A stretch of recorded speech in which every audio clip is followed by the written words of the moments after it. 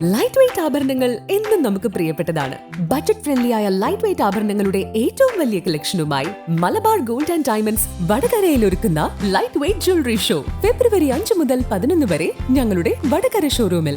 മനസ്സിനിണങ്ങിയ daily wear ആഭരണങ്ങളുടെ അതിവിപുലമായ കളക്ഷന് പുറമെ trendy design ആഭരണങ്ങളുടെ സമാനതകളില്ലാത്ത ശ്രേണി നിങ്ങളെ കാത്തിരിക്കുന്നു. വരൂ, പണത്തിനൊത്ത മൂല്യത്തിൽ സ്വർണം സ്വന്തമാക്കാൻ മലബാർ നിങ്ങളേവരെയും സ്വാഗതം ചെയ്യുന്നു. കേരള വ്യാപാരി വ്യവസായി ഏകോപന സമിതി വാണിമേൽ യൂണിറ്റിന്റെ ആഭിമുഖ്യത്തിൽ ഗ്രാമപഞ്ചായത്തിലേക്ക് തെരഞ്ഞെടുക്കപ്പെട്ട ഏകോപന സമിതി അംഗങ്ങൾ ഉൾപ്പെടെയുള്ള ജനപ്രതിനിധികൾക്കും യൂണിറ്റ് പരിധിയിലെ ജില്ലാ ബ്ലോക്ക് അംഗങ്ങൾക്കും സ്വീകരണം നൽകി.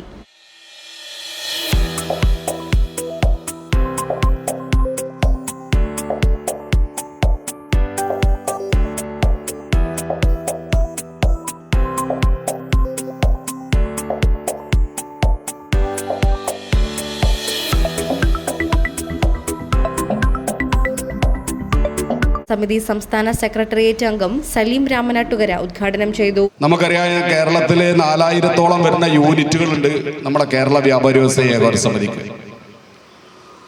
942 ഗ്രാമപഞ്ചായത്തുകൾ, 87 മുനിസിപ്പാലിറ്റികൾ, 6ഓളം കോർപ്പറേഷൻ ഉണ്ടെങ്കിൽ സംസ്ഥാന കമ്മിറ്റിയുടെയും ജില്ലാ കമ്മിറ്റിയുടെ തീരുമാനപ്രകാരം മുഴുവൻ ജനപ്രതിനിധികൾക്കും കേരളത്തിൽ സ്വീകരണം നൽകിക്കൊണ്ടിരിക്കുകയാണ്, ആദരവ് നൽകിക്കൊണ്ടിരിക്കുകയാണ്.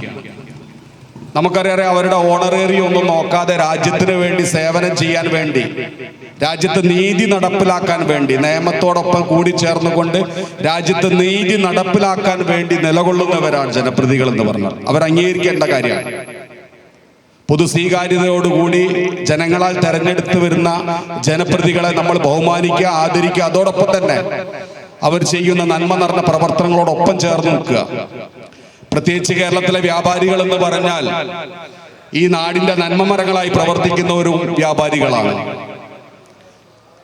കേരള ഗവൺമെന്റിന്റെ ലോക്കൽ ബോഡികളോ ഓൺ ഫണ്ട് ഇല്ലാതെ, അവരുടെ തനത് ഫണ്ടില്ലാതെ പല പദ്ധതികളും ഗ്രാമപഞ്ചായത്തുകൾ നടപ്പിലാക്കുമ്പോൾ ആ നടപ്പിലാക്കുന്ന പദ്ധതികളിലേക്കൊക്കെ വേണ്ട സാമ്പത്തിക സഹായം വലിയ രീതിയിൽ നൽകുന്നവർ വ്യാപാരികളാണ്.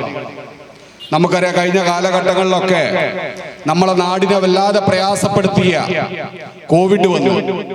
ആ കോവിഡ് വന്ന സമയത്തൊക്കെ 1 രൂപ പോലും ഗവൺമെന്റിന്റെ ഫണ്ടിൽ നിന്നില്ലായിരുന്നു. കേരള ഗവൺമെന്റുകൾ നിർദ്ദേശം കൊടുത്തത് കമ്മ്യൂണിറ്റി കിച്ചൺ നടത്തണമെങ്കിൽ സംഭാവനകൾ സ്വീകരിച്ചുകൊണ്ട് നടത്തണമെന്ന് പറഞ്ഞപ്പോൾ അതിന് ഏകദേശം 80-85% ഫണ്ട് നൽകിയത് വ്യാപാരികളാണ്. ഇവിടെ വിജയിച്ചു വന്ന ജനപ്രതിനിധികളുണ്ട്. എന്റെ പ്രിയപ്പെട്ട ജനപ്രതിനിധികളോട് എനിക്ക് പറയാനുള്ളത്, നിയമം നിർബന്ധമായിട്ട് നമ്മൾ പഠിക്കണം. ഒരു ഉദ്യോഗസ്ഥനെയും അഴിഞ്ഞാടാൻ വേണ്ടി ഒരു കാരണവശാലും അനുവാദം നൽകരുത്. ഇവിടെ ഇപ്പൊ പറയുകയുണ്ടായില്ല, ജലീൽക്ക പറഞ്ഞ പ്ലാസ്റ്റിക്കിന്റെ കാര്യമൊക്കെ.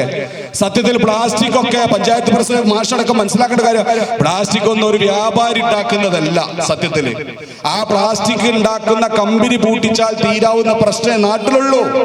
പക്ഷെ ആ കമ്പനി പൂട്ടിക്കാതെ കടകളിൽ കയറി ഉദ്യോഗസ്ഥർ, എച്ച്ഐമാരടക്കം അഴിഞ്ഞാട്ടം നടത്തിക്കൊണ്ട് 20,000-25,000 ഫൈൻ ഇടുന്ന സാഹചര്യം നിലനിൽക്കുന്നുണ്ട്. എന്തിനാ പണിയൊക്കെ എടുക്കുന്നത്? കമ്പനി പൂട്ടിച്ചാ പോരെ?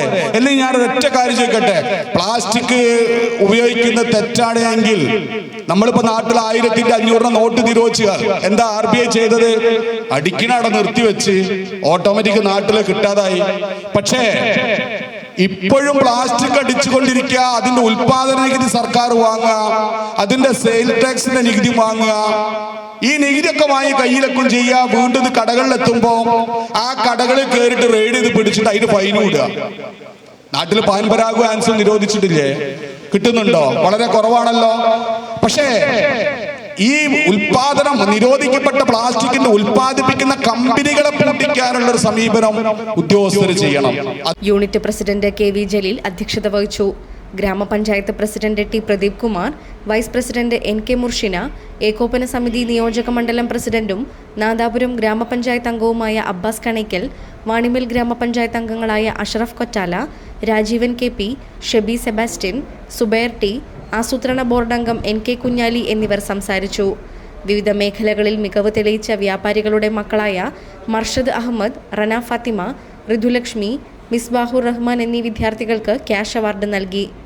ബ്ലോക്ക് പഞ്ചായത്ത് മെമ്പർ ബെനില സത്യൻ, ഗ്രാമപഞ്ചായത്ത് അംഗങ്ങളായ ബിനീഷ് ടി കെ, ശോഭ ലോകനാഥൻ, ഹസീന ചെന്നാട്ട്, അമയ ശങ്കർ, സലീന, സൗദ തുടങ്ങിയവർ സന്നിഹിതരായി.